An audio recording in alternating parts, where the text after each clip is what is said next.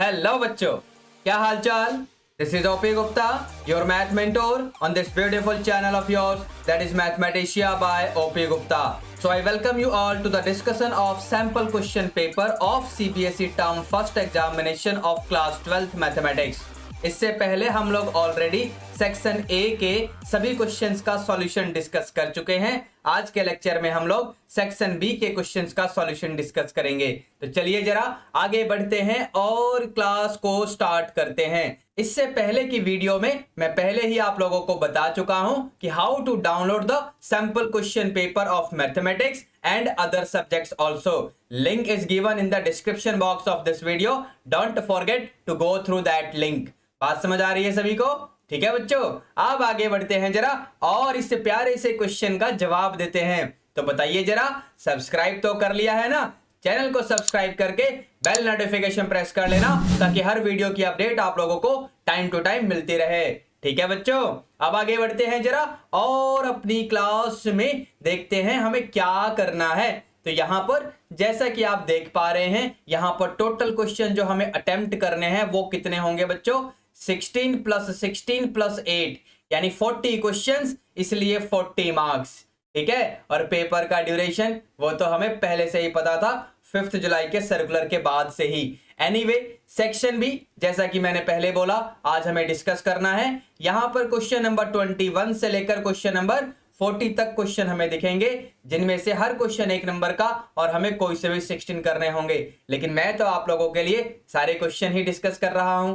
ठीक है बच्चों, तो आगे बढ़ें फाइनली अपने क्वेश्चन नंबर 21 की तरफ, यानी आज का पहला क्वेश्चन. तो यहां पर जैसा कि आप देख रहे हैं, ये चैप्टर 1 यानी रिलेशन एंड फंक्शन में से दिया हुआ एक क्वेश्चन है. यहां पर एक फंक्शन एफ डिफाइंड है फ्रॉम आर टू आर, और ये रहा फंक्शन का वैल्यू. तो हमें बताना है कि ये 1 1 ऑन 2 ऐसा कुछ है या नहीं. ऑप्शंस को देखकर आप जरा डिसाइड करिए, मैं सॉल्यूशन करता हूं. आप तुक्का मारना डिसाइड करो, है ना? तुक्का नहीं मारना है. ठीक है, प्रॉपरली सॉल्व करना है, इनफैक्ट लॉजिकली सॉल्व करना है, ताकि आप लोगों के नंबरों की जो गारंटी है वो बिल्कुल आप ही ले सके.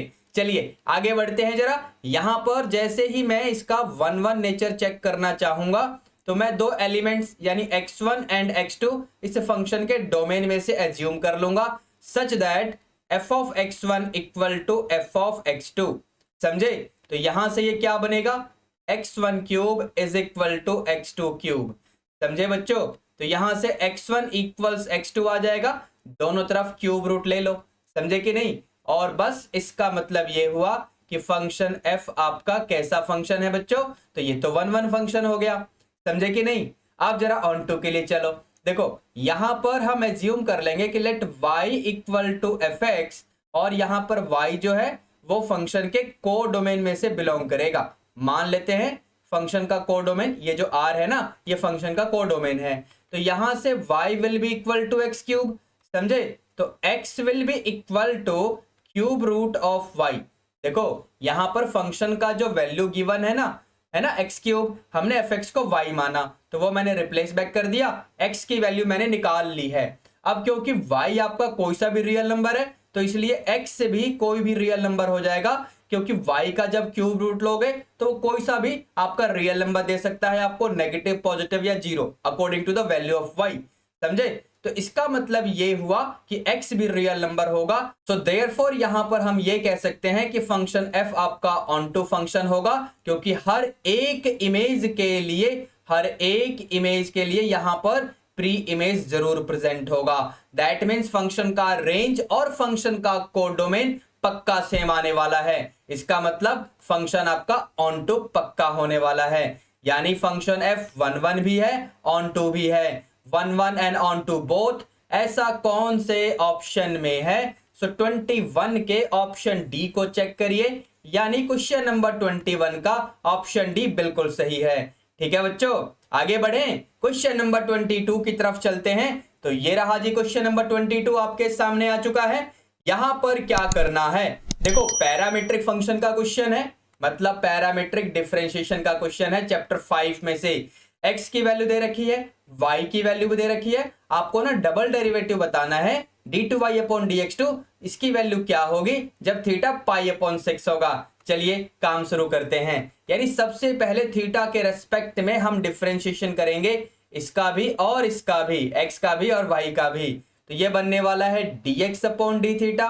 क्या बनेगा बच्चों ये? This will B a secant theta into tangent theta, समझे? अच्छा, इसका बनेगा dy अपॉन डी थीटा, और ये b तो बाहर रहेगा ही, टेन थीटा का हो जाएगा सीकेंट स्क्वायर थीटा।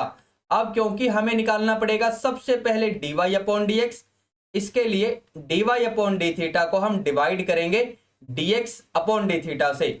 यानी ये रहा आपका b सीकेंट स्क्वायर थीटा, किसकी वैल्यू थी ये? dy अपॉन डी थीटा की, और इसे डिवाइड कर दो a secant theta into tangent theta से। यहां पर कुछ चीजें कैंसल आउट हो रही होंगी। सीकेंट थीटा देखो एक बार ध्यान से, ऊपर एक पावर कम हो जाएगी, यानी b अपॉन a, ऊपर बचेगा सीकेंट थीटा और नीचे बचेगा आपका टेन थीटा। इनको साइन अपॉन कॉस लिखो, यानी टेन थीटा को साइन अपॉन कॉस और इसे वन अपॉन कॉस। मतलब ऐसा करोगे तो यहां पर b अपॉन a तो बचेगा और यहां पर one upon sine theta, that means cosecant theta इस तरीके से बच जाएगा। ठीक है बच्चों, अब यहां पर ये dy अपॉन dx की वैल्यू तो आ चुकी है। अब क्योंकि तुम्हें डेरिवेटिव निकालना था d2y अपॉन dx2 की फॉर्म में, तो यहां पर आपको x के रेस्पेक्ट में अब डिफरेंशिएशन करना पड़ेगा। तो ये बन जाएगा d2y अपॉन dx2, है ना? b अपॉन a तो वही रहेगा, कॉसिकेंट थीटा का नेगेटिव हो जाएगा, क्या होगा? तो cosecant theta into cotangent theta into D theta by dx। समझे बच्चों? यहां पर b अपॉन a नेगेटिव पहले से लगा रखा है मैंने, देखो ध्यान से, ये रहा कॉसिकेंट थीटा, ये रहा कोटेंजेंट थीटा और डी थीटा बाय dx, यानी यहां पर ये dx बाय डी थीटा है ना, इसको रेसिप्रोकल करके लिख दो यहां पर। तो वन अपॉन a, ये है सीकेंट थीटा और ये है आपका टेन थीटा। ठीक है बच्चों, इतनी बातें क्लियर है सभी को? अब यहां पर फाइनली क्या होगा? Minus B upon A square. ये ए स्क्वायर कहां से आया? डिनोमिनेटर में दो बार a प्रेजेंट हो चुके हैं, देख लो ध्यान से।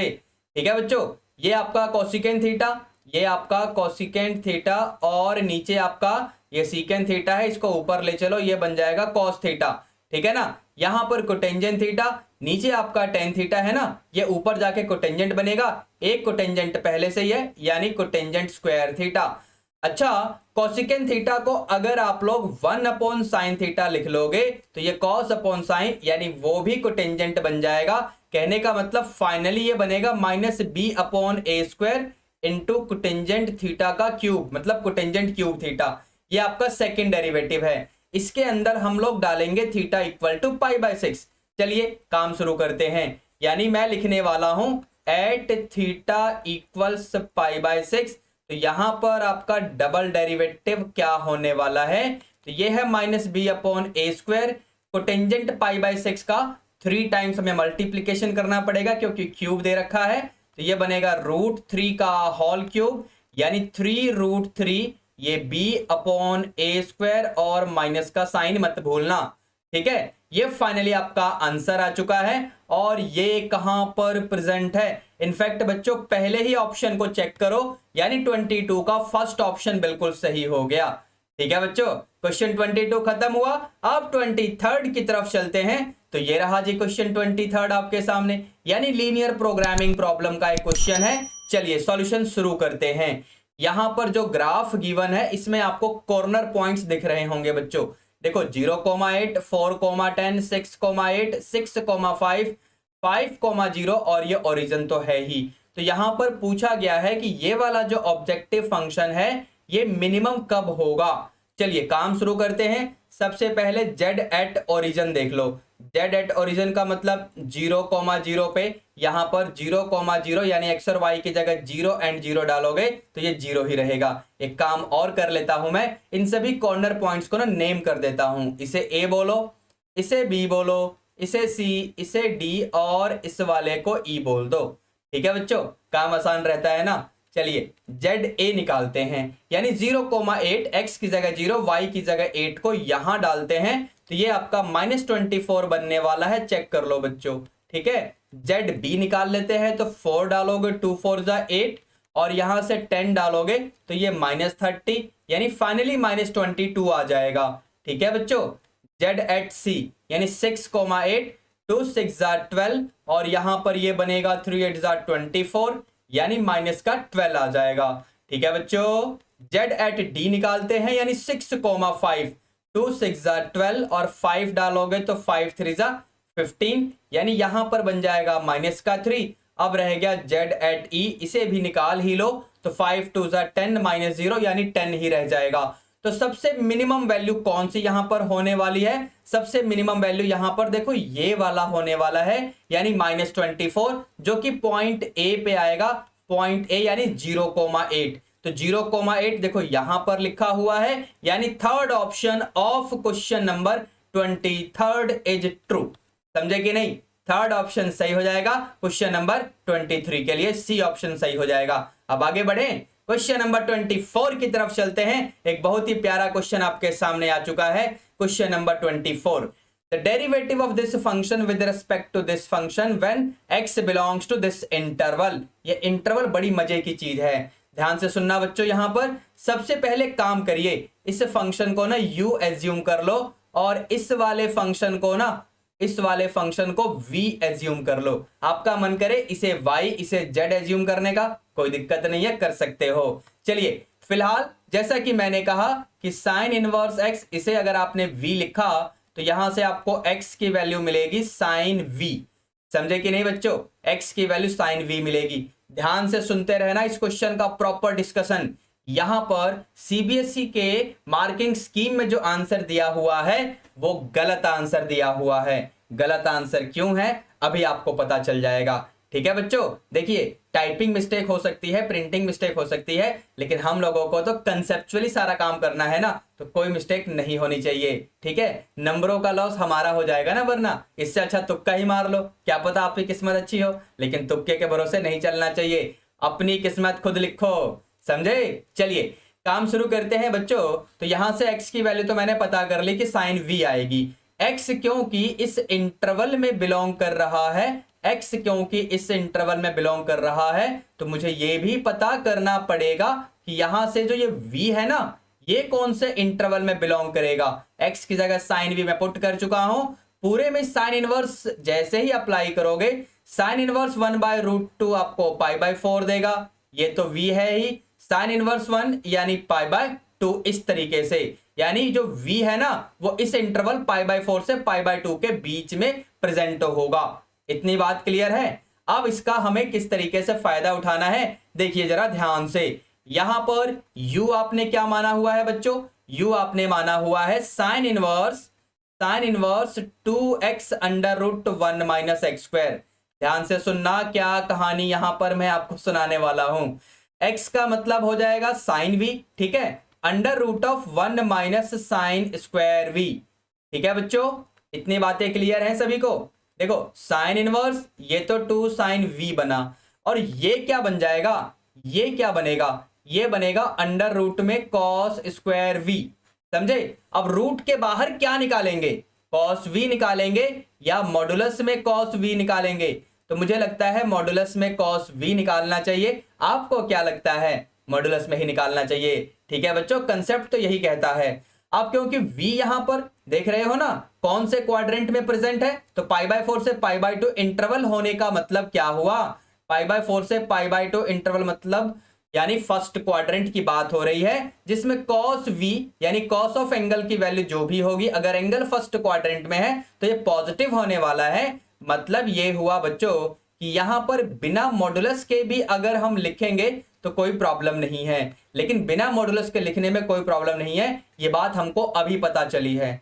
समझे कि नहीं? तो डायरेक्टली अगर आप यहां पर cos v लिख देते हैं ना मॉडुलस के बिना ही, तो तुक्के से हमारा आंसर सही हो जाता, वो अलग बात है। लेकिन मैंने क्या बोला, अपनी किस्मत खुद लिखिए। समझे? सारे काम कंसेप्चुअली करते रहो, कोई गलती नहीं होगी बच्चों।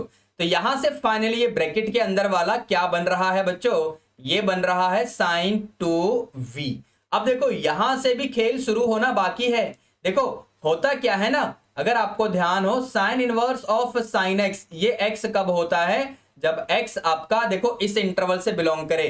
साइन इनवर्स का रेंज याद है आपको, -π/2 से π/2 इस इंटरवल से अगर बिलोंग करेगा तो। ये तो मेन कंसेप्ट हुआ इनवर्स ट्रिग्नोमेट्रिक फंक्शन का। अब यहां पर क्या मैं डायरेक्टली 2v लिख सकता हूं इसे? क्या इसे डायरेक्टली 2v लिख सकते हैं? यस या नो, ये इसी बात पे डिपेंड करेगा कि यहां पर ये जो एंगल V है क्या वो इस इंटरवल यानी principal branch of sine inverse function का जो रेंज है क्या उस इंटरवल के हिसाब से चल रहा है या नहीं चल रहा। तो चलिए चेक करते हैं। लेकिन यहां पर जरा रुक कर मैं आपको एक बात बता दूं कि यहां पर ये जो 2v के आगे मैंने क्वेश्चन मार्क लगाया हुआ है ना, बेसिकली सीबीएसई के मार्किंग स्कीम में उन्होंने 2v ही लिखा हुआ है और बस गलती यहीं से शुरू हो जाती है उन लोगों की। समझे? कहने का मतलब उन लोगों ने तो यहां पर ये मॉडुलस वाला काम भी नहीं किया, लेकिन यहां तो तुक्के से बच गए, क्योंकि बिना मॉड के लिखो या मॉड के साथ लिखो बाद में वो cos v ही आना है, जैसा कि मैंने आपको बताया ही था। तुक्के से तो बात बन गई, लेकिन देखो कंसेप्ट से नहीं चलोगे तो कहीं तो फंसोगे ना। तो यहां वो लोग फंस चुके हैं। फिलहाल अब यहां पर मुझे 2v के बारे में पता करना पड़ेगा। तो यहां पर 2 से जैसे ही मल्टीप्लाई करोगे ना तो ये π/2 से 2v, मतलब ये देखो कौन से क्वाड्रेंट में चला गया, ये चला गया सेकंड क्वाड्रेंट में, जो कि साइन इनवर्स के प्रिंसिपल ब्रांच का हिस्सा नहीं है। तो हम क्या करें, ध्यान से सुनना, पूरे में ना मैं -1 से मल्टीप्लाई करने वाला हूं, तो इनइक्वालिटी चेंज हो जाती है, अगर आपको ध्यान हो बच्चों। समझे बच्चों? अब पूरे में ना प्लस पाई कर दो। जैसे ही पूरे में प्लस पाई करोगे तो ये तो π/2, ये π-2v, और ये देखो इस तरीके से। कहने का मतलब π-2v 0 से π/2 के बीच में बिलोंग करेगा, और इस वजह से अब ये साइन इनवर्स फंक्शन के प्रिंसिपल ब्रांच में आ जाएगा। 0 से π/2 का जो भी एंगल होने वाला है वो साइन इनवर्स फंक्शन के प्रिंसिपल ब्रांच के अंदर ही तो होगा। लेकिन यहां पर ये π-2v जो मैंने किया, इसको ध्यान रखते हुए सिर्फ इसको देखना बच्चों। देखो ध्यान से, मैं किसे ब्रैकेट में डाल रहा हूं, देखो सिर्फ इसे देखना, sin 2v को। समझे? तो sin 2v को क्या मैं sin π-2v लिख सकता हूं। 11th क्लास ट्रिग्नोमेट्रिक फंक्शन का ज्ञान, sin π-θ इज sin थीटा, है ना। यहां थीटा का मतलब 2v है, तो sin π-2v is sin 2v लिख सकते हैं ना। और जब लिख सकते हैं तो यहां पर sine inverse of sin x equal to x वाला फॉर्मूला लगा लो। तो यहां पर अगर x को आप ध्यान से देख रहे हो, यहां पर x का मतलब है π-2v, ये आपके u की फाइनल वैल्यू आ चुकी है बच्चों। और अब आपको इसका डिफरेंशिएशन करना है। डिफरेंशिएशन किसके रेस्पेक्ट में? देखो आपने u और v किसे माना था, u और v किसे माना था, समझे? और किसको किसके रेस्पेक्ट में डिफरेंशिएट करना है, समझ रहे हो? तो differentiate with respect to v।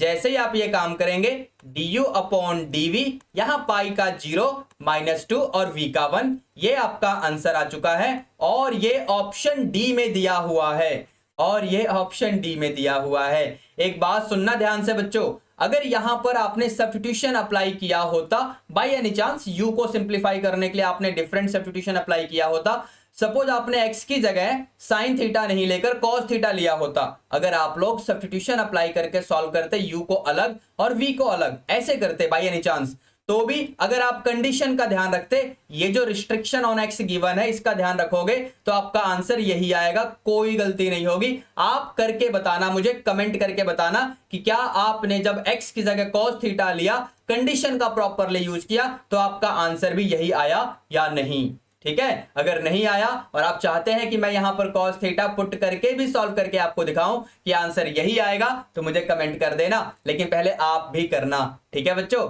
मैं समझता हूं कि आप लोग कर पाएंगे, क्योंकि यहां मैंने आपको अच्छे से समझाया है। ठीक है, अब आगे बढ़े क्वेश्चन नंबर 25 की तरफ। ये रहा क्वेश्चन 25। तो क्वेश्चन नंबर 25 जैसा कि मैं देख पा रहा हूं, यहां पर एक मैट्रिक्स ए और मैट्रिक्स बी गिवन है, और बेसिकली ये इन्वर्टिबिलिटी ऑफ मैट्रिक्स का जो कंसेप्ट होता है ना, मेरे ख्याल में उसकी तरफ हमें लेके जा रहा है। लेकिन सुनो, यहां पर ए इनवर्स या बी इनवर्स निकाल के मत देखने लगना, लंबा हो जाएगा। पहले एक काम करो, तुक्के पे सवार हो जाओ और a इंटू बी निकाल के देखो। देखो मतलब कुछ ना कुछ तो हमें रिस्क लेना पड़ेगा, तो a इंटू बी निकाल के देखो एक बार क्या होगा। तो यहां पर जैसे ही मैं a इंटू बी निकालूंगा, सो 1 इंटू 2 है ना, और यहां पर -1 इंटू -4, ठीक है, और फिर ये आपका प्लस में 0 यानी ये 6 आ रहा है, फिर यहाँ 2 -2 यानी 0, और ये 0 यानी ये भी 0, -4 + 4 0 यानी ये खत्म कहानी। 2 2 जा 4 और ये 4 2 जा 8 यानी 12 -12 यानी 0। यहाँ पर 2 2 जा 4 और ये 3 2 जा 6 और -4 यानी 6 बचेगा। यहाँ पर -8 और ये -12 + 20 यानी ये भी 0। यहाँ पर 0 ये -4 और ये +4 यानी 0, यहाँ पर 0 2 -2 यानी 0, यहाँ पर 0 -4 और ये 10 -4 यानी 6। देखो इस तरीके से आ जाएगा और बेसिकली इसका मतलब ये हुआ कि इसे हम 6 × I लिख सकते हैं। लेकिन सुनना ध्यान से, इसे अगर हम चाहें तो इस तरीके से भी लिख सकते हैं, इसे अगर हम चाहें तो इस तरीके से भी लिख सकते हैं, और अगर हम चाहें तो इसे इस तरीके से भी लिख सकते हैं। दोनों बातें सही हैं, एग्री और डिसएग्री, सही बात है ना। अब सुनो, यहां पर अगर यहां पर इन्वर्टिबिलिटी ऑफ मैट्रिसेस कंसेप्ट यूज करें तो बेसिकली क्या होता है ना, अगर दो मैट्रिसेस मल्टीप्लाई हो रहे हैं इस तरीके से, तो यहां P का इनवर्स Q है और Q का इनवर्स P है, ये तो कंसेप्ट कहता है। तो यहां पर इसी कंसेप्ट का यूज करते हुए अगर मैं आपसे कहूं कि B का इनवर्स क्या है तो 1/6 टाइम्स है, और यहां से कहूं A का इनवर्स क्या है तो A का इनवर्स क्या है तो 1/6 टाइम्स B। तो यहां पर चेक करो कौन से वाले ऑप्शन के अकॉर्डिंग्स में जो रिजल्ट मैंने लिखा है वो बनता है। तो यहां पर पहले ऑप्शन की बात मत करो, दूसरे की बात भी मत करो, तीसरे की मत करो, लेकिन लास्ट वाले ऑप्शन को चेक करो, B inverse equal to 1/6 into matrix A, यानी देखो यहां पर ये वाला रिजल्ट। तो ये आपका लास्ट ऑप्शन यानी ऑप्शन डी में दिया हुआ है। बस क्वेश्चन नंबर 25 का ऑप्शन डी सही हो गया बच्चों। ठीक है, अब आगे बढ़े क्वेश्चन नंबर 26 की तरफ। ये रहा क्वेश्चन 26 आपके सामने। यहां पर आपको एक फंक्शन दिया हुआ है और बेसिकली आपको ना इंक्रीजिंग डिक्रीजिंग फंक्शन का नेचर पता करना पड़ेगा। चलिए काम शुरू करते हैं, डेरिवेटिव वगैरह तो करना ही पड़ेगा। तो यहां पर f' निकाल लो सबसे पहले। fx तो आपके सामने ये रहा, तो इसका डेरिवेटिव मैंने शुरू कर दिया है। तो f' क्या बनेगा तो 6x² - 6x - 36, पूरे में से 6 कॉमन ले लो, अंदर आपका देखो इस तरीके से आ जाएगा, और अगर इसका फैक्टर बना लोगे तो फायदे में ही रहोगे। एक बार चेक करिए, फैक्टर ठीक है ना। नंबर लाइन प्लॉट करो, नंबर लाइन पे इन नंबर्स को डाल दो जो कि क्रिटिकल पॉइंट के फॉर्म में आपको मिल जाएंगे। मैंने डायरेक्टली कर दिया है। अगर आप स्टेप बाय स्टेप देखना चाहते हैं तो फर्स्ट डेरिवेटिव को 0 के इक्वल रखते हैं बच्चों। यहां पर देखो इस तरीके से कर दिया जाता है, और यहां से या तो x - 3 वाला 0 होगा या x + 2 वाला 0 होगा। MCQ है ना, मतलब जितना जल्दी करोगे उतना आपका ही तो फायदा है। तो x की वैल्यू आपको मिल चुकी है, मैंने पहले ही लिख दिया है। ठीक है, ये रहा आपका नंबर लाइन। अब यहां से जो भी x की वैल्यू आएंगे डिफरेंट इंटरवल्स में, उनके अकॉर्डिंग मुझे डेरिवेटिव का साइन चेक करना पड़ेगा। तो यहां से 3 से बड़ा कोई सा भी नंबर अगर मैं ले लूं, 3 से बड़ा कोई सा भी नंबर अगर मैं ले लूं, फॉर एग्जांपल 3.1 ले लूं, तो यहां पर डालोगे तो पॉजिटिव, यहां डालोगे तो पॉजिटिव, मतलब यहां पर डेरिवेटिव का साइन पॉजिटिव होने वाला है। यहां से कोई सा भी नंबर अगर मैं ले लूं, 2.9 ले लो, आपका मन करे, x की जगह -1 ले लो या x की जगह 0 ले लो, कोई सा भी ले लो। मैंने x की जगह 0 लेना डिसाइड किया। जैसे ही मैं यहां पर डालूंगा तो ये नेगेटिव और ये पॉजिटिव, नेगेटिव इंटू पॉजिटिव, यानी यहां पर डेरिवेटिव का साइन नेगेटिव हो जाएगा बच्चों। ठीक है, अब यहां से अगर x की जगह सपोज मैंने -3 ले लिया तो यहां नेगेटिव डालोगे, है ना, -3 यानी नेगेटिव हो जाएगा, यहां भी नेगेटिव, यानी ओवरऑल डेरिवेटिव का साइन यहां पर पॉजिटिव आने वाला है। बात समझ आ रही है सभी को? ठीक है, अब यहां पर जो भी ऑप्शंस गिवन है उसके अकॉर्डिंग हमें काम करना पड़ेगा। देखो इस वाले इंटरवल में -∞ से -2 यूनियन 3 से ∞, इस वाले इंटरवल में आपका फंक्शन है इंक्रीजिंग। ठीक है, और एक और इंटरवल है यानी -2 से 3, इस वाले इंटरवल में आपके फंक्शन का नेचर कैसा होगा तो डिक्रीजिंग। तो इसके हिसाब से अगर मैं देखता हूं यहां पर इन्होंने क्या क्या दिया हुआ है, ऑप्शन ए में तो बिल्कुल नहीं, ठीक है ना, ऑप्शन बी, ऑप्शन बी फिलहाल तो सही लग रहा है, लेकिन आगे भी देखते हैं। ऑप्शन सी नहीं गड़बड़ हो गई, ऑप्शन डी यहां भी गड़बड़ हो गई। कहने का मतलब सिर्फ ऑप्शन बी वाला हमें यहां पर सही लग रहा है और यही सही है। ठीक है बच्चों, यानी क्वेश्चन नंबर 26 का बी पार्ट सही हो गया। अब आगे बढ़े क्वेश्चन नंबर 27 की तरफ। ये रहा जी क्वेश्चन 27 आपकी स्क्रीन पे आ चुका है। अगेन इनवर्स ट्रिग्नोमेट्रिक फंक्शन का क्वेश्चन। यहां पर कुछ लोग ये सोच के बैठे होंगे कि ये क्वेश्चन तो नहीं आना चाहिए था, ये तो डिलीटेड सिलेबस में से है। बहुत से टीचर्स ने डिलीटेड क्वेश्चन की लिस्ट बना दी थी ना। अगर डिलीटेड क्वेश्चन की लिस्ट बनानी थी तो क्या ये लिस्ट सीबीएसई नहीं बना सकती थी? बना सकती थी ना। तो फिर उन्होंने क्यों नहीं बनाया? क्योंकि देखो मुद्दा क्या होता है ना, एक क्वेश्चन को सॉल्व करने के मल्टीपल मेथड्स हो सकते हैं, होते हैं ना मैथ में, कई बार क्वेश्चन को सॉल्व करने के 2 3 4 मेथड होते हैं ना, तो हो सकता है एक मेथड से आप किसी क्वेश्चन को देख रहे हो तो आप कह रहे हो कि वो डिलीटेड है, लेकिन दूसरे मेथड से देख रहे हो तो वो तो वेरी मच इन सिलेबस है ना। अपार्ट फ्रॉम दैट यहाँ पर कोई प्रॉपर्टी यूज होने ही नहीं वाली है, इनवर्स ट्रिग्नोमेट्रिक फंक्शन की कोई भी प्रॉपर्टी यहाँ यूज नहीं होने वाली है। तो सॉल्व कैसे होने वाला है ये, चलिए मैं आपको दिखाता हूं। ठीक है, तो फिलहाल यहां पर मैं सिंप्लीफिकेशन करूंगा, यानी यहां पर सिंप्लीफिकेशन ऑफ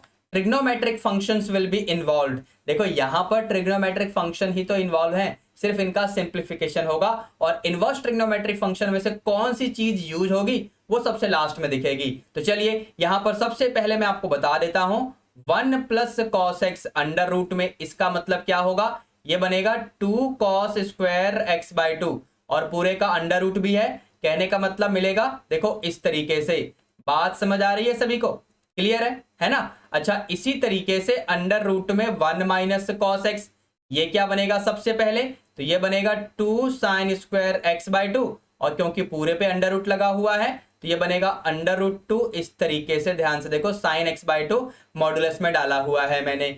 यहां पर x का इंटरवल, अब देखो ध्यान से, x का इंटरवल ये दिख रहा है आपको, पाई से 3 पाई बाई 2, तो यहां पर पूरे में ना आप 2 से डिवाइड कर दो, तो ये पाई बाई 2, देखो ध्यान से x बाई 2 कौन से इंटरवल में पहुंच गया, x बाई 2 आपका पाई बाई 2 से 3 पाई बाई 4 यानी सेकंड क्वाड्रेंट में पहुंच गया। तो इसका मतलब ये हुआ कि सेकंड क्वाड्रेंट में साइन फंक्शन क्या होगा, पॉजिटिव। तो यहां से बस आप मॉडुलस को बड़े आराम से हटा सकते हो, लेकिन यहां से मॉड को हटाओगे x बाई 2 सेकंड क्वाड्रेंट में होने की वजह से कॉस नेगेटिव होगा। मॉडुलस के अंदर नेगेटिव चीज अगर होती है तो मॉड को हटा के बाहर एक नेगेटिव साइन ऑलरेडी लगा देते हैं, आप चेक कर लो, मैंने इसको ऐसे लिखा, समझे, क्लियर है बच्चों।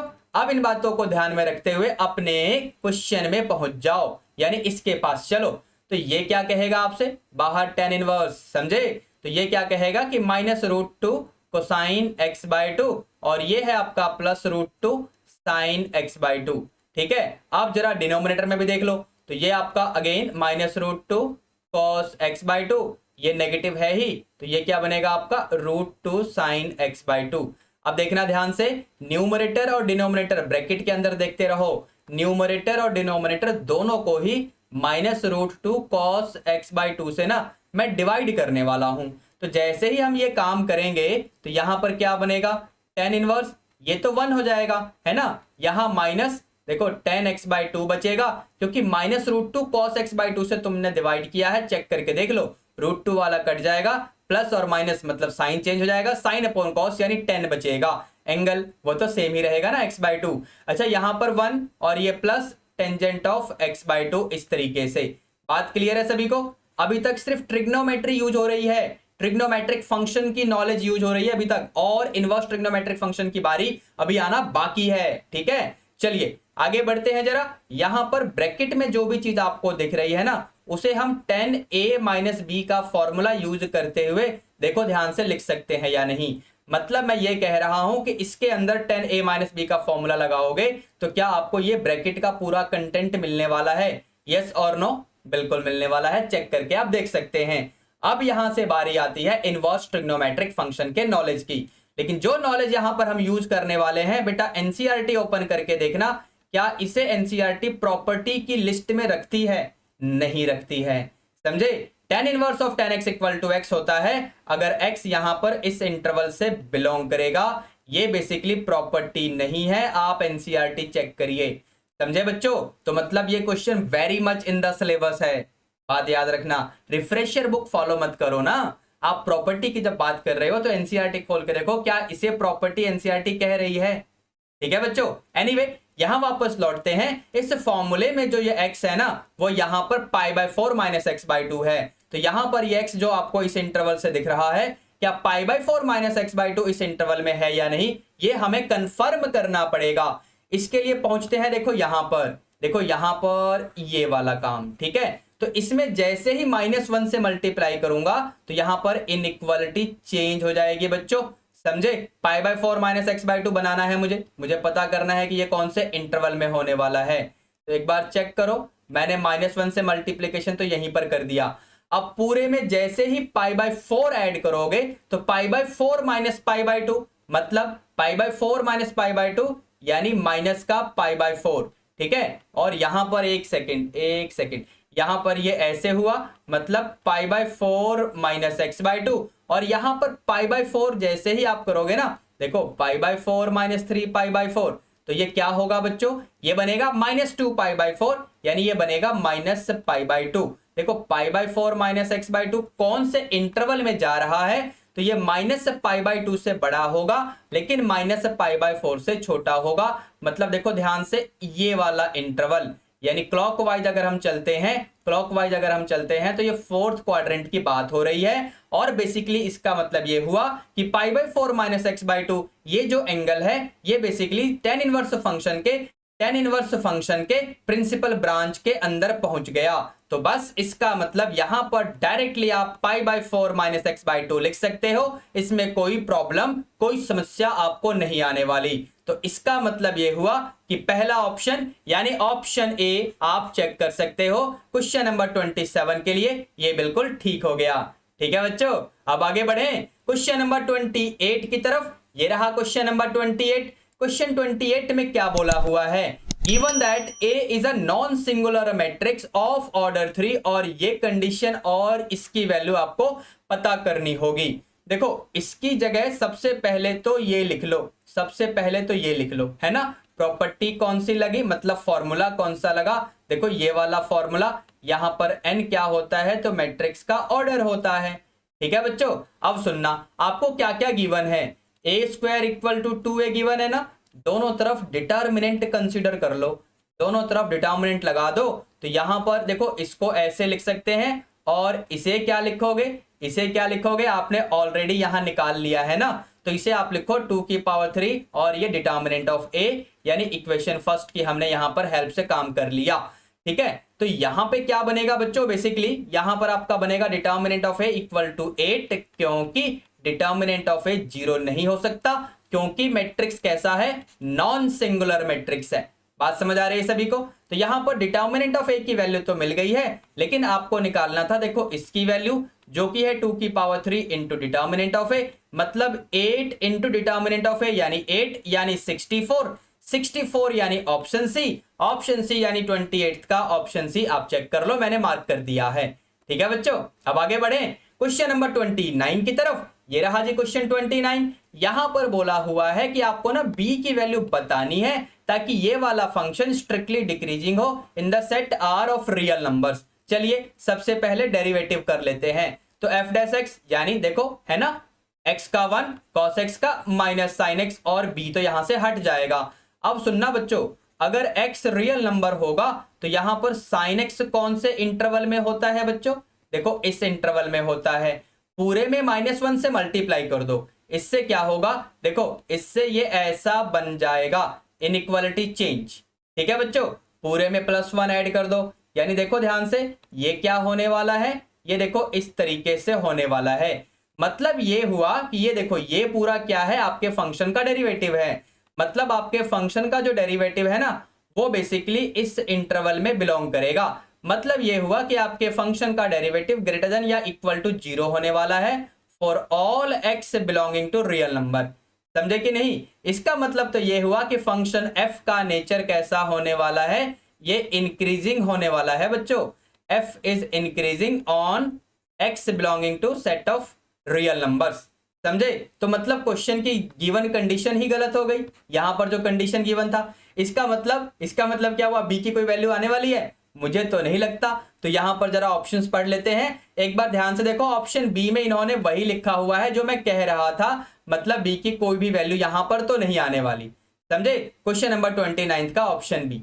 ठीक है बच्चों, आगे बढ़े क्वेश्चन नंबर 30 की तरफ। ये रहा जी क्वेश्चन 30 आपके सामने आ चुका है। यहां पर क्या बोला हुआ है, let R be the relation in the set N given by this. ठीक है, यहां पर ये कंडीशन देखते रहना, यानी a, b वाला जो ऑर्डर्ड पेयर है वो आपके रिलेशन में कब प्रेजेंट होगा, जब a will be equal to b -2 और यहां पर b ग्रेटर देन 6 होना चाहिए, यानी second component of the ordered pair should be greater than 6। तो यहां पर जो भी ऑप्शंस आपको दिख रहे हैं उसके हिसाब से काम करना है। देखो a और b की वैल्यू आप चेक करते रहिए फर्स्ट ऑप्शन के हिसाब से। यहाँ पर 2, यहाँ पर 4। समझ रहे हो? फर्स्ट ऑप्शन में मैं 1 by 1 चेक करूंगा, यहाँ पर 3 और ये 8। ऑप्शन सी की बारी, यहाँ पर 6, यहाँ पर 8। ठीक है, ऑप्शन डी की बारी, यहाँ पर 8 और यहाँ पर 7। देखो सबसे पहली बात, जब इसने ये कहा ना कि b ग्रेटर देन 6 होगा, उसी समय मुझे पता चल गया कि ये वाला तो हो ही नहीं सकता। कहने का मतलब ऑप्शन ए तो यहीं पर काट दो। समझे कि नहीं? क्योंकि 4 ग्रेटर देन 6, वेल ऐसा कभी नहीं होता। तो रह गया ऑप्शन बी, सी और डी, इनको चेक करना। तो अब यहां पर मैं ये चेक करूंगा कि a equal to B minus 2, क्या ये कंडीशन फुलफिल करने की यहां पर जिम्मेदारी ऑप्शन बी या सी या डी में से कोई उठाएगा? चलिए देख लेते हैं। तो ऑप्शन बी को हम चेक करते हैं। तो a इक्वल्स मतलब क्या? b माइनस 2 यानी 8 माइनस 2। क्या ये सही है? बिल्कुल नहीं। मतलब ये हुआ कि ऑप्शन बी भी यहां पर कट मार दो। ठीक है, ऑप्शन सी में आ जाओ, यानी यहां पर देखते हैं a, ठीक है, b माइनस 2। क्या ये सही है? बिल्कुल सही है। तो क्या इसको मैं टिक कर दूं? फिलहाल तो सही लग रहा है, क्योंकि b ग्रेटर देन 6 वाली condition and a equals b minus 2 वाली कंडीशन बिल्कुल यहां पर फिट बन रही है। जरा इसको भी चेक करो। ठीक है, तो यहां पर देखो 8 इक्वल्स b यानी 7 माइनस 2। क्या ये सही है? बिल्कुल नहीं। मतलब इसे भी आप क्रॉस कर दो। कहने का मतलब सिर्फ ऑप्शन सी वाला यहां पर दोनों कंडीशन को सेटिस्फाई कर रहा है जो रिलेशन के अंदर आपको दिख रही हैं। तो option C of question number 30 will be correct. ठीक है बच्चों, अब आगे बढ़े, क्वेश्चन नंबर 31 की तरफ चलते हैं। ये रहा क्वेश्चन 31 आपके सामने बच्चों। ठीक है, यहां पर क्या करना है? The points at which this function is continuous. ये फंक्शन कौन से पॉइंट पे कॉन्टिन्यूअस होगा आपको ये बताना है। जरा फंक्शन को रीडिफाइन कर लेते हैं, क्योंकि यहां मॉड एक्स आपको दिख रहा होगा। देखो क्या होता है ना, मॉड एक्स माइनस एक्स होता है अगर एक्स लेस देन 0 हो। मैं आपको सिर्फ इतनी ही बात बताऊंगा, क्योंकि यहां पर ये कंडीशन देखो क्या गिवन है। ठीक है, तो इस वजह से आप फंक्शन को रीडिफाइन करेंगे ना, तो यहां पर देखो क्या होने वाला है, एक्स अपॉन मॉड एक्स, ये बनेगा एक्स अपॉन माइनस एक्स, यानी -1 अगर x लेस देन 0 होगा तो। ठीक है बच्चों, तो x लेस देन 0 वाली कंडीशन ही तो हम डिस्कस कर रहे हैं, यानी -1 यहां पर आने वाला है इस कंडीशन में, और यहां पर पहले से ही -1 दिया हुआ है इस कंडीशन में। ओवरऑल मैं ये कह सकता हूं कि fx का मतलब -1 होगा for all x belonging to set r of real number. कहने का मतलब f आपका कैसा फंक्शन है बच्चों? तो f आपका कांस्टेंट फंक्शन है, और कांस्टेंट फंक्शन मेरे ख्याल में तो हर जगह कॉन्टिन्यूअस होता है ना। तो क्वेश्चन नंबर 31 का ऑप्शन ए यहां पर सही हो जाएगा। मतलब क्वेश्चन 31 का ऑप्शन ए सही इसलिए होगा क्योंकि कांस्टेंट फंक्शन सभी रियल नंबर्स के लिए ही कॉन्टिन्यूअस होता है। ठीक है बच्चों, आगे बढ़े, क्वेश्चन नंबर 32 की तरफ चलते हैं। ये रहा जी क्वेश्चन नंबर 32 आपके सामने। मैट्रिक्स में से एक प्यारा सा क्वेश्चन आपके सामने आ चुका है। एक मैट्रिक्स ए दिया हुआ है और k टाइम्स मैट्रिक्स ए की वैल्यू इसके इक्वल होगी। आपको k a एंड b की वैल्यू बतानी है। चलिए सबसे पहले k टाइम्स a करते हैं, यानी ये रहा आपका मैट्रिक्स a, इसे k से मल्टीप्लाई करते हैं। 0k, ये 2k, ये 3k और ये -4k, ये किसके इक्वल है? तो यहां पर ये 0, ये 3a, ये 2b और ये 24। By the definition of equality of matrices concept use करेंगे।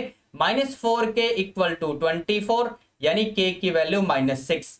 ठीक है बच्चों, फिर 3k इक्वल्स 2b, यहां से 2b इक्वल टू 3 इंटू -6, यानी b का मतलब आ गया 3 इंटू -3 यानी -9। ठीक है बच्चों, फिर यहां से 2k इक्वल टू 3a, मतलब 2k का मतलब -6 और ये 3a, that means a will be equal to 2 into -2 यानी -4।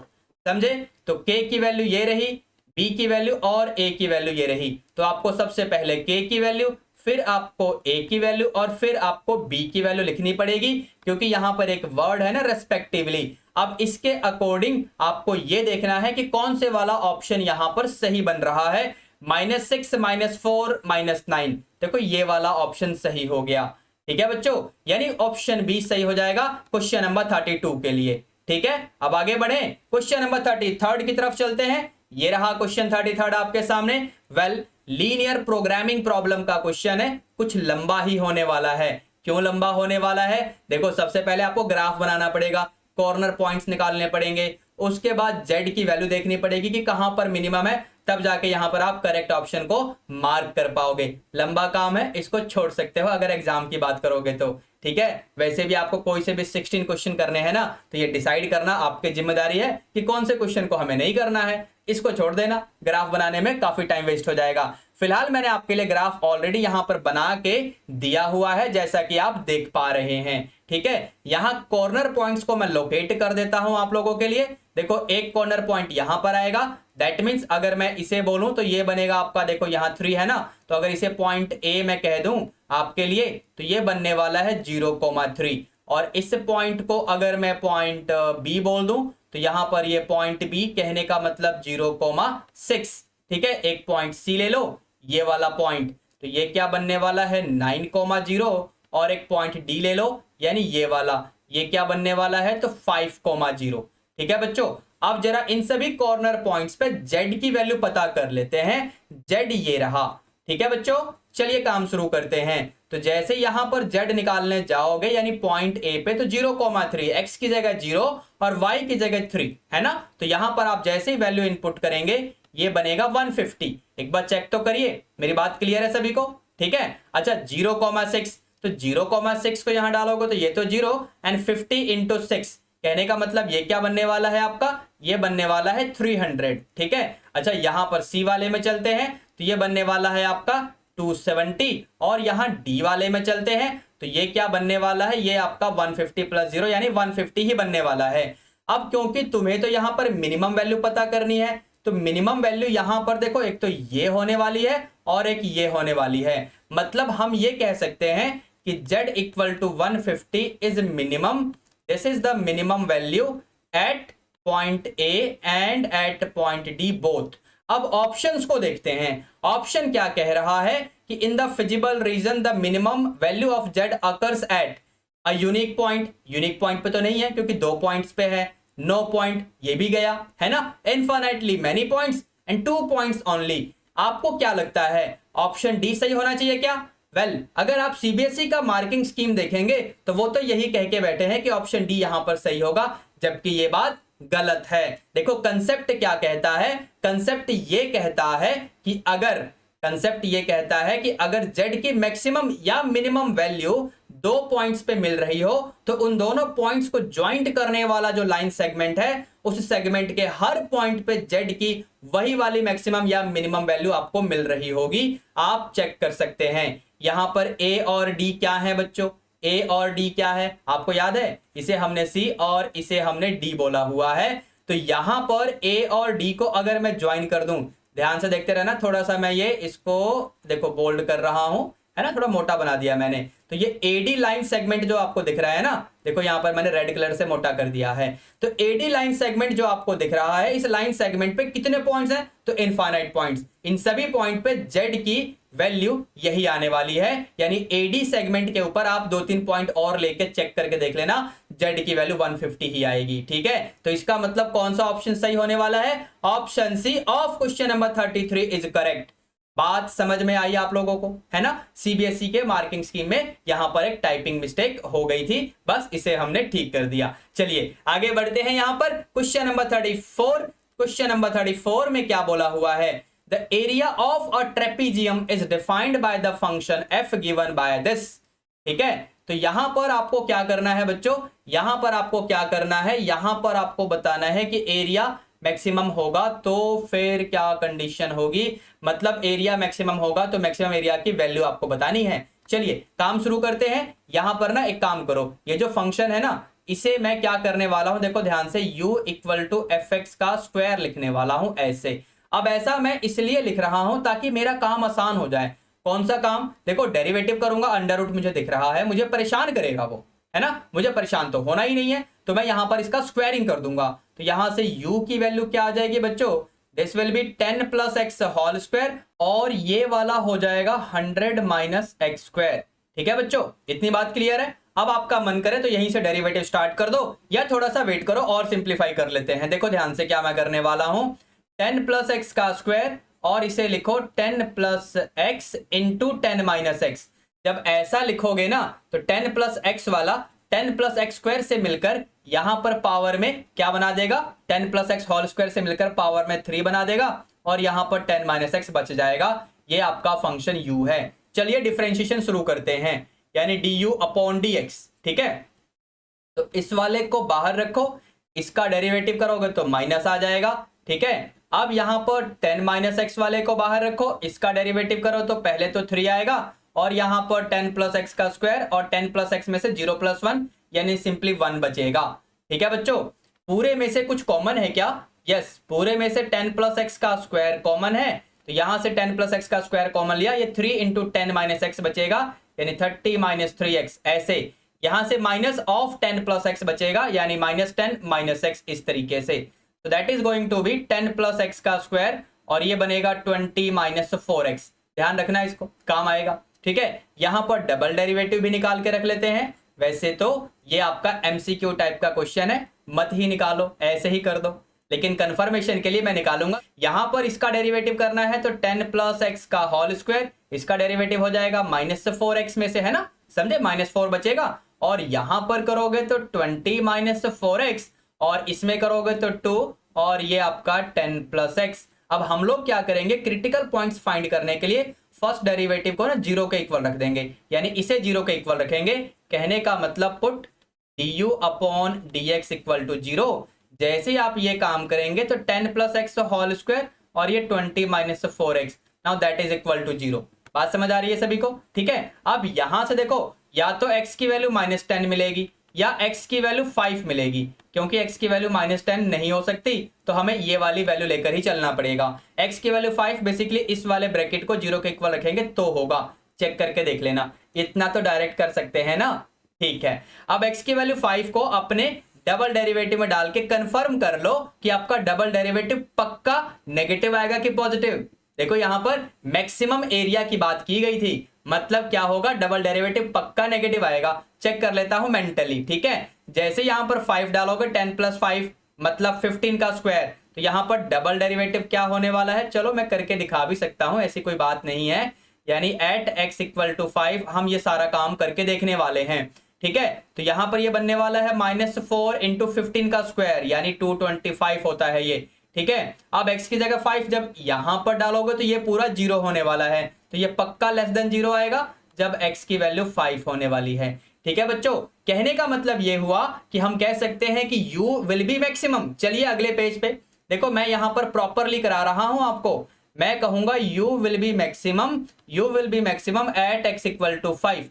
लेकिन हमने u किसको माना था बच्चों, ध्यान से देखो, हमने u किसको माना था, टॉप में देखिए। चलिए मैं आपके लिए हाईलाइट करता हूं, fx का होल स्क्वायर। इसका मतलब ये हुआ कि fx का होल स्क्वायर मैक्सिमम होगा, सो देयरफॉर fx से भी मैक्सिमम होने वाला है।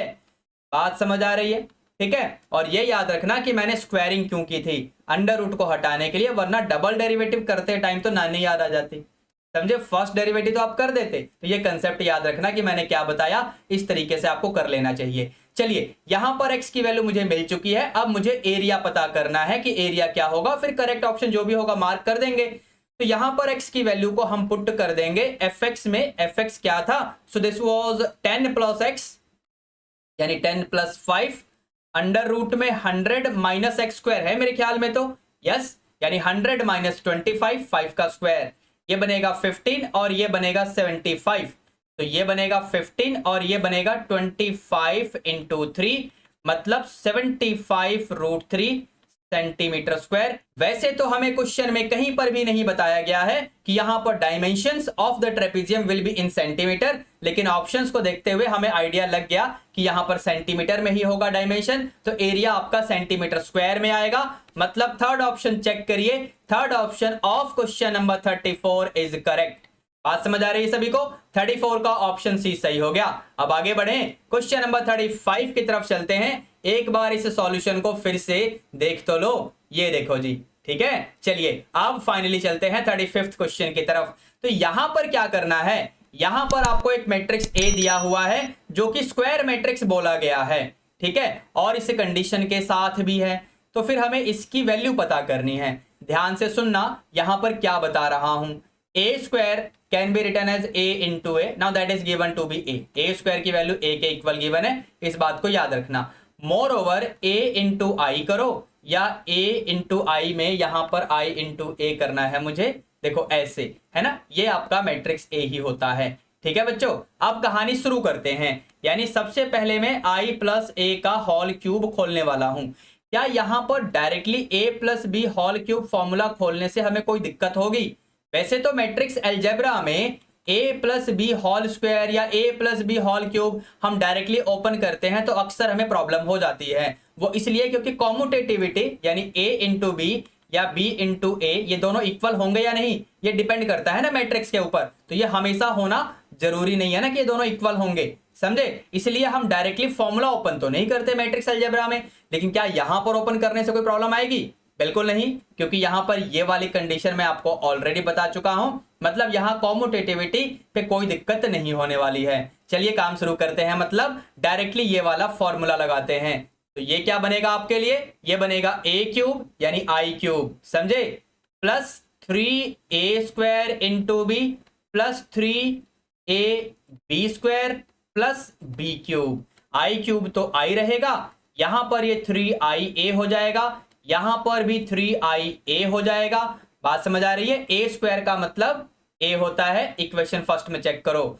a क्यूब को मैं लिखूंगा a स्क्वायर इंटू ए, समझे? यहां पर मीनवाइल क्या क्या चीजें हो रही हैं वो मैं कर देता हूं। आई ए या ए आई का मतलब a था, यहां पर मैं लिख चुका हूं ऑलरेडी आपके लिए। ठीक है, तो ये 3a, ये भी 3a, यहां पर a स्क्वायर का मतलब a और एक a पहले से ही प्रेजेंट है। लेकिन ये जो दो बार a आ गया यानी a इंटू ए, ये भी तो a बनेगा, इक्वेशन फर्स्ट में चेक करिए। तो ये i plus 3a plus 3a, आपका मन करे इसे 6a लिखने का, लिख दो, कोई दिक्कत नहीं है। अगले स्टेप में लिखने ही वाला हूं मैं, इनफैक्ट अगले स्टेप में इसे मैं 7a लिखने वाला हूं, चेक करिए। ठीक है बच्चों, तो ये पूरा किसके इक्वल है? ये पूरा इसके इक्वल है, i plus A whole cube के इक्वल है।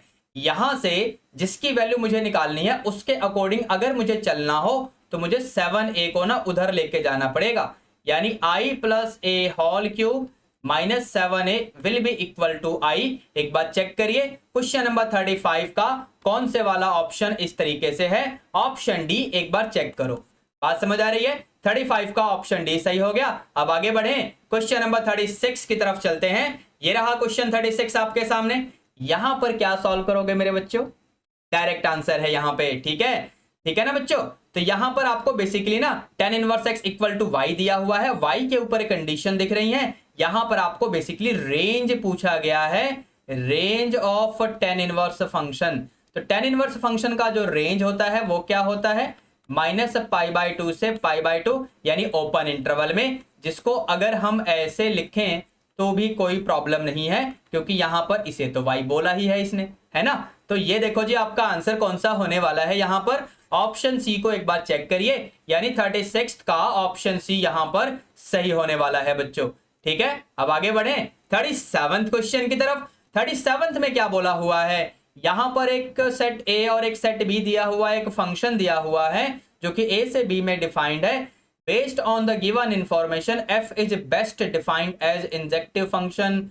यहां पर सब्जेक्टिव फंक्शन भी है, बाइजेक्टिव भी है और फंक्शन भी है। चलिए एरो डायग्राम बनाते हैं।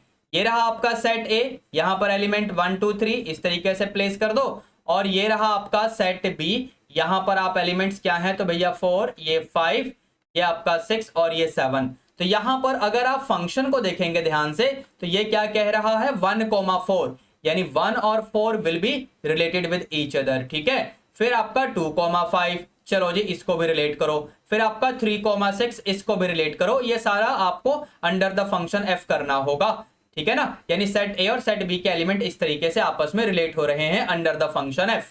अब सुनना ध्यान से, अब सुनना ध्यान से, यहां पर अगर आप इस एलिमेंट 7 को देखोगे ना तो अंडर द फंक्शन एफ ये जो एलिमेंट 7 है ये फंक्शन एफ के कोडोमेन का हिस्सा है, लेकिन रेंज का हिस्सा नहीं है। इसका मतलब ये हुआ कि फंक्शन एफ का जो रेंज है और जो इसका कोडोमेन है वो तो सेम नहीं होगा। मतलब फंक्शन एफ आपका ऑन टू यानी सर्जेक्टिव नहीं होगा। ऑन टू फंक्शन को सर्जेक्टिव फंक्शन भी बोलते हैं, याद रखना। 1 फंक्शन को क्या बोलते हैं? उसे इंजेक्टिव फंक्शन बोलते हैं। 1 एंड ऑन टू दोनों टाइप का नेचर अगर कोई फंक्शन शो करे उसे क्या बोलते हैं? उसे बाइजेक्टिव बोलते हैं। देखो अगर इन बातों को ध्यान में रखो तो यहां पर ये जब ऑन टू नहीं होगा ऑन टू नहीं होगा तो बाइजेक्टिव भी नहीं होगा, समझे। फंक्शन तो ये है, लेकिन कैसा फंक्शन है, तो यहां पर एक वर्ड इन्होंने लिखा हुआ था ना कि f is best defined as, तो यहां पर बेसिकली यूनिक इनपुट पे यूनिक आउटपुट वाली कंडीशन फुलफिल हो रही है। 37th का ऑप्शन बी चेक करिए, बी फॉर बॉम्बे, ठीक है। तो ऑप्शन बी यहां पर सही हो जाएगा 37th के लिए। अब आगे बढ़े, क्वेश्चन नंबर 38 की तरफ चलते हैं। 38th क्वेश्चन ये रहा आपके सामने। यहां पर मैट्रिक्स ए दिया हुआ है, आपको 14 टाइम्स ए इनवर्स निकालना है। सबसे पहले तो ए इनवर्स निकालो। ए इनवर्स कैसे निकलेगा, 1 अपॉन डिटर्मिनेंट ऑफ ए। अब डिटर्मिनेंट कैसे निकलेगा, तो इसकी जरूरत हमें पड़ेगी ना। यहां पर डिटर्मिनेंट निकालने के लिए आप क्या करोगे, 3 इंटू 2 यानी 6 माइनस ऑफ 1 इंटू -1 यानी देखो 7, समझे कि नहीं। तो यहां पर 1/7 और यहां एडजॉइंट लिखो। एडजॉइंट बड़े आराम से आ जाएगा 2/2 वाले मैट्रिक्स का। क्या करते हैं, डायगोनल के जो एलिमेंट्स हैं उनको इंटरचेंज करो, यानी यहां पर 2 और यहां पर 3। नॉन डायगोनल वालों का साइन चेंज करो। हो गया जी, आपका ए इनवर्स आ चुका है। लेकिन आपसे वैल्यू पूछी गई थी 14 टाइम्स ए इनवर्स की, मतलब 14 से दोनों तरफ मल्टीप्लाई करो। तो 14 ए इनवर्स यहां पर करोगे तो ये 2 टाइम्स, देखो 14 इंटू 1/7, तो 2 तो बचेगा ही ना, तो मैंने तो पहले ही लिख दिया। अब ऐसा आपके किस ऑप्शन में दिख रहा है, देखो अगर मैट्रिक्स के बाहर 2 को देखोगे तो यहां पर ऑप्शन डी और ऑप्शन सी में ऐसा दिख रहा है। लेकिन ऑप्शन सी में देखो ये वाला एलिमेंट मिसमैच हो गया है ना, ये वाला एलिमेंट मिसमैच हो गया, और यहां पर तो बहुत सारी चीजें मिसमैच है, मतलब ये भी गया।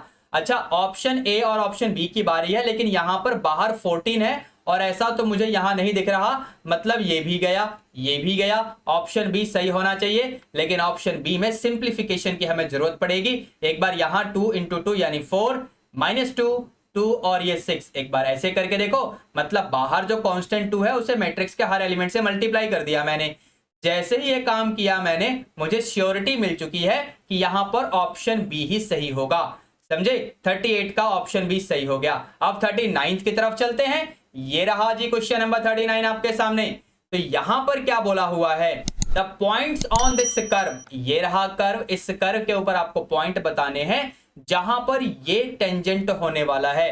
टेंजेंट का ना स्लोप निकाल लो, किसी भी लाइन का स्लोप निकालना है तो y equal to mx plus c form में अगर लाइन है तो x का कोफिशिएंट आपको स्लोप दे देगा। यहां पर कंपेयर करो इसके साथ, यहां पर आपको स्लोप 1 मिल जाएगा, ठीक है। वैसे तो डेरिवेटिव की हेल्प से भी स्लोप मिलता है, तो चलिए यहां पर इसका डेरिवेटिव शुरू करते हैं। तो यहां पर dy अपॉन dx यानी ये बनेगा 3x² माइनस 11। अब अगर मुझे स्लोप निकालना है एट x, y, तो डेरिवेटिव में x, y को डाल देंगे, यानी पॉइंट ऑफ कांटेक्ट। तो ये तो आपका 1 आना चाहिए, जो कि यहां पर 3x² माइनस 11 हमने फाइंड किया। यहां से 3x² will be equal to 12, तो यहां से x की वैल्यू प्लस -2 आ जाएगी। एक बार चेक करिए, ठीक है। अगर x की वैल्यू हम 2 लेंगे और फिर x की वैल्यू हम -2 लेंगे तो क्या होगा, देखो अगर x की वैल्यू आप 2 लेंगे तो यहां पर y की वैल्यू हम निकालेंगे 2 का क्यूब। देखो यहां पर चेक करो ना बच्चों, है ना।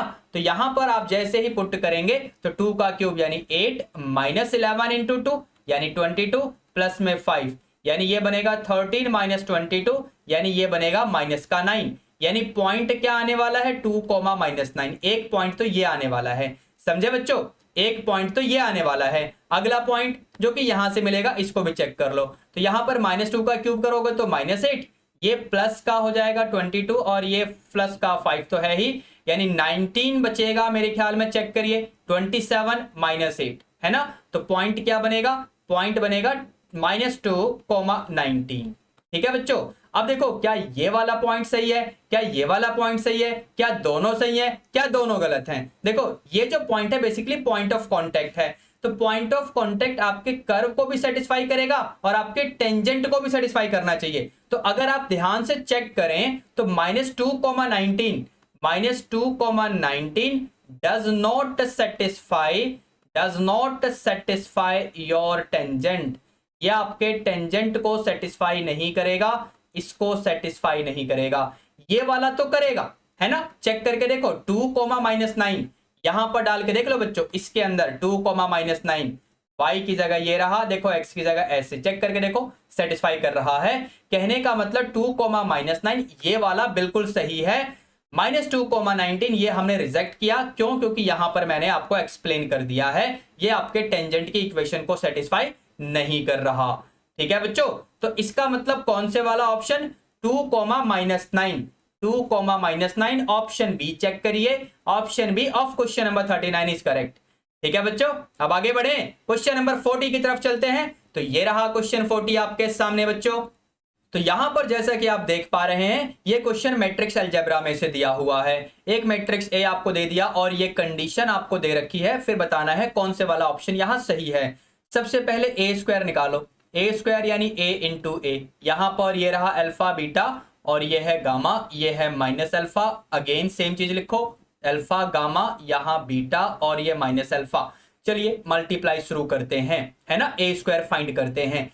जैसे ही मल्टीप्लीकेशन करोगे अल्फा इंटू अल्फा, है ना, यानी alpha square plus beta gamma, यहां पर alpha beta minus beta alpha यानी 0 हो जाएगा, gamma alpha minus gamma alpha यानी 0 हो जाएगा।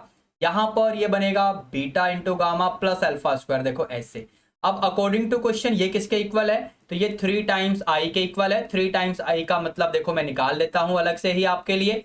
वैसे तो ये सारा काम मेंटली हो जाना चाहिए, है ना, प्रॉपर प्रैक्टिस कर लो मेरे बच्चों, प्रॉपर प्रैक्टिस करो एमसीक्यू टाइप के क्वेश्चंस की। तो यहां पर ये बनेगा 3003, समझे। अब यहां से इक्वालिटी ऑफ मैट्रिक्स वाला कंसेप्ट अगर आप यूज करेंगे तो देखो इस तरीके से मिलेगा। और यहां पर ऑप्शंस के अकॉर्डिंग अगर मैं चलूं तो अल्फा स्क्वायर और ये बीटा गामा इसको उधर लेके जाओ तो 3 minus alpha square minus beta gamma will be equal to 0।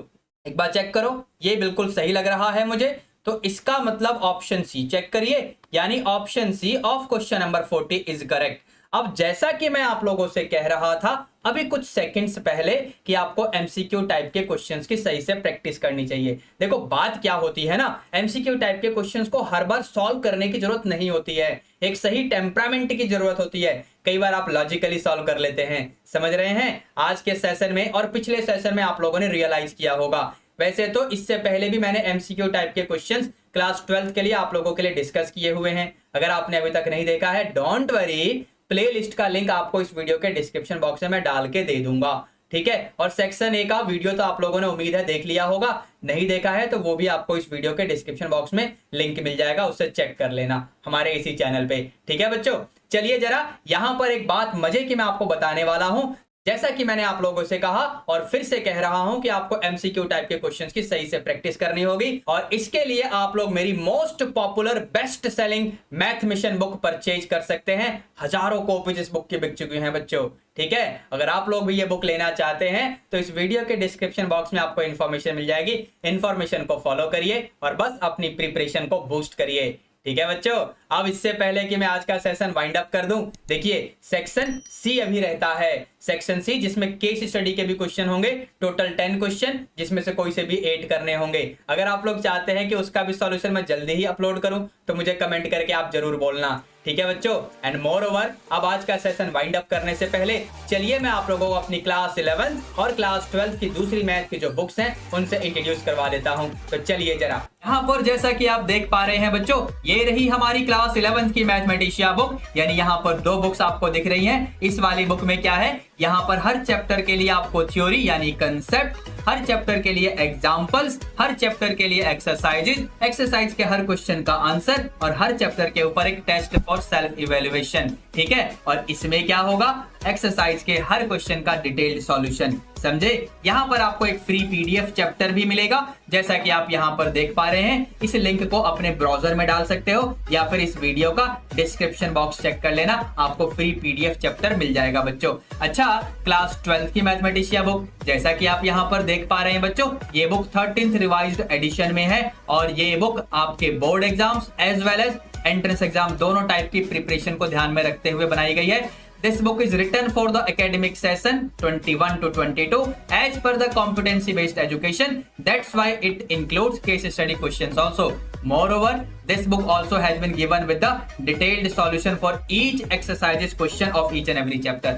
क्या यहाँ पर भी फ्री चैप्टर्स हैं? बिल्कुल, यहाँ पर तो 2 चैप्टर्स आपको फ्री मिलने वाले हैं, यानी chapter 3 of your NCERT matrix वाला टॉपिक देख लो यहाँ पर, और चैप्टर 7 ऑफ योर एनसीईआरटी यानी इंटीग्रेशन वाला चैप्टर, ठीक है। और ये लिंक आपको इस वीडियो के डिस्क्रिप्शन बॉक्स में भी मैंने डाल के दिए हुए हैं। ठीक है बच्चों, अब मैं जरा आपको कुछ और पब्लिकेशन भी दिखा दूं अपनी। तो ये रही हमारी एनसीईआरटी एग्जाम्पलर प्रॉब्लम की सॉल्यूशंस बुक, मतलब क्लास 12 के लिए, और ये क्लास 11 के लिए। ठीक है, ये हमारी ऑब्जेक्टिव मैथमेटिशिया बुक है क्लास 12 के लिए। और क्या है हमारे पास, ये हमारा सीबीएसई का चैप्टर वाइज पीवाईक्यू वाला बुक है, ये वाला, समझे। और ये क्या है, ये सीबीएसई के प्रीवियस ईयर के सॉल्व्ड पेपर वाली बुक है, लेकिन इसमें latest pattern based sample question paper भी ऐड किए जाते हैं। अगर आप लोग अपनी बुक को ऑर्डर करना चाहते हैं तो बुक्स ऑर्डर करने के लिए आप इस व्हाट्सएप नंबर पे मैसेज कर सकते हैं। आप लोगों को सारी डिटेल प्रोवाइड कर दी जाएंगी along with the price description. अब आगे बढ़ते हैं जरा, और यहाँ पर इसे प्यारे से क्वेश्चन का आंसर करते हैं। इसका आंसर क्या होने वाला है,